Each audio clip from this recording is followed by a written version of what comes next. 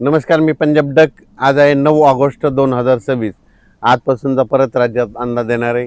राज्यामध्ये 9 ऑगस्ट, 10, 11, 12, 13च्या दरम्यान या 4 दिवसामध्ये काही काही भागामध्ये पाऊस पडणार आहे. तुरळक ठिकाणी पावसाचा अंदाज आहे, काही काही ठिकाणी जोरात पडणार आहे. म्हणून हा अंदाज सर्व शेतकऱ्यांसाठी सांगणार आहे.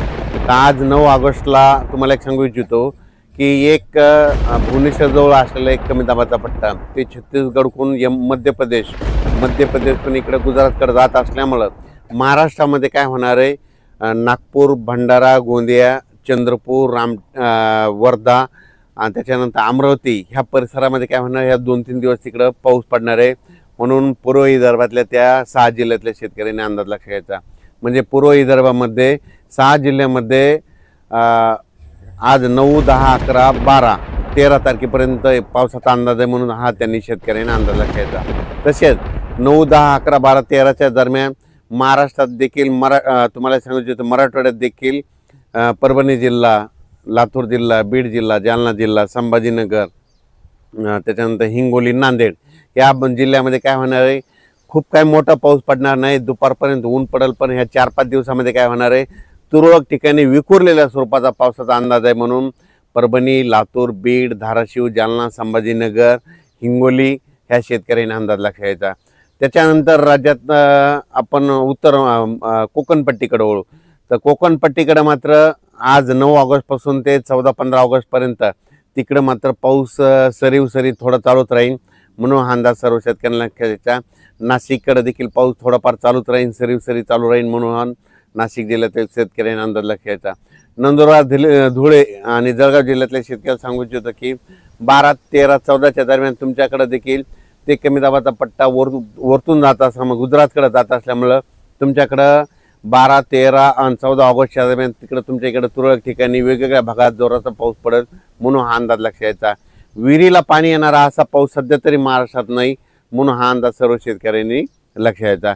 त्याच्यानंतर इकडं अहिल्यानगरकडे देखील, अहिल्यानगरच्या सर्व जिल्ह्यात सगळीकडे जोराचा पाऊस पडणार नाही, फक्त विखुरलेल्या स्वरूपाचाच पाऊस असणार आहे. म्हणून हा अहिल्यानगरच्या संपूर्ण जिल्ह्यातल्या, तालुक्यातल्या, शहरातल्या, गावातल्या लोकांनी हा अंदाज घ्यायचा.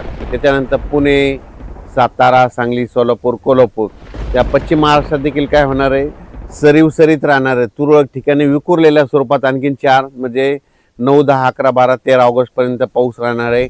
खूप काय मोठा नसणार आहे. दुपारनंतर ऊन पडणार आहे, पण काही भागात तुरळक ठिकाणी विखुरलेलाच पाऊस आहे, खूप काय मोठा नाही. म्हणून हा पश्चिम महाराष्ट्रातल्या शेतकऱ्यांनी अंदाज लक्षात घ्यायचा.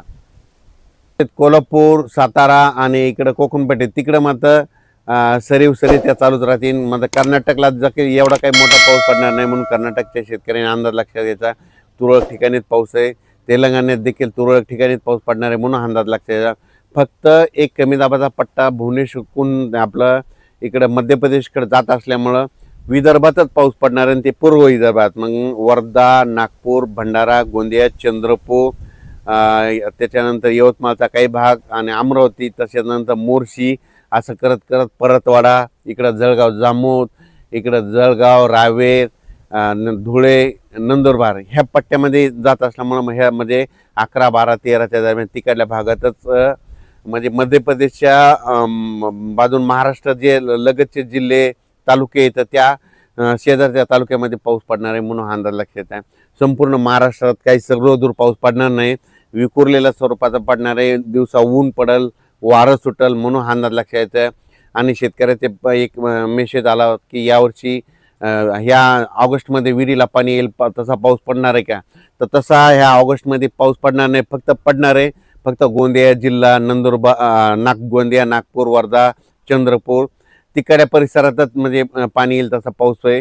आणि मात्र महाराष्ट्रात मात्र सप्टेंबर-ऑक्टोबरमध्ये मात्र सप्टेंबरच्या पहिल्या आठवड्यात मात्र महाराष्ट्रात विहिरीला पाणी येईल असा पाऊस पडणार आहे. पुन्हा मात्र धरण क्षेत्रात वाढ होणारा पाऊस, परतीचाच पाऊस असणार आहे. म्हणून हा अंदाज सर्व शेतकऱ्यांना लक्षात घ्यायचा. त्याच्यानंतर 15, 16, 17 ऑगस्टच्या दरम्यान एकदा राज्यात पाऊस आहे, पण ते सर्वदूर नाही.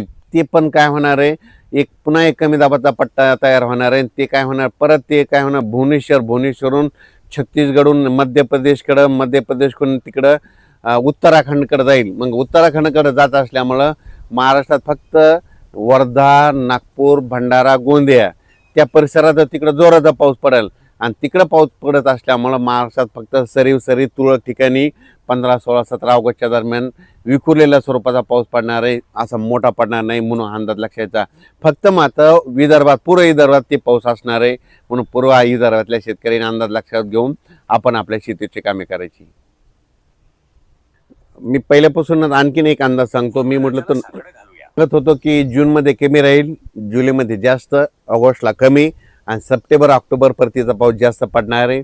13 नोव्हेंबरला थंडी येणार आहे, म्हणून हे अंदाज दरवर्षी शेतकऱ्यांनी, यावर्षीचा अंदाज सर्व शेतकऱ्यांनी लक्षात घ्यायचा. यावर्षी सप्टेंबर ऑक्टोबरमध्ये जास्त पाऊस पडणार आहे, म्हणजे ऑगस्ट संपताना जे वातावरण चेंज होईल आणि सप्टेंबरच्या पहिल्या आठवड्यात चांगला जोराचा पाऊस असणार आहे आणि ते राज्यभर सगळीकडेच पडणार आहे. मग पाऊस काय होईल, पश्चिम महाराष्ट्राकडे सोलापूर जिल्हा, जे वंचित भाग आहे, सोलापूर, सांगली, सांगलीचा काही भाग, आटपाडी इकडं, त्याच्यानंतर धाराशिव जिल्हा, लातूर जिल्हा, बीड जिल्हा, तर त्या शेतकऱ्याला सांगू इच्छितो की सध्या तरी तुमच्याकडे पिकाला लागल तसाच पाऊस पडणार आहे, पिकं जोपतील असाच पडणार आहे, पण तुमचं पीक काही खराब होणार नाही, पीक काही वाळून जाणार नाही. मात्र सप्टेंबरमधला पाऊस मात्र तुम्हाला सरासरी भरून काढणार आहे. म्हणून सोलापूर जिल्हा, लातूर जिल्हा, बीड जिल्हा, त्याच्यानंतर इकडं अहिल्यानगर जिल्हा, त्याच्यानंतर सांगली जिल्हा ह्या शेतकऱ्यांनी अंदाज लक्षात घ्यायचा.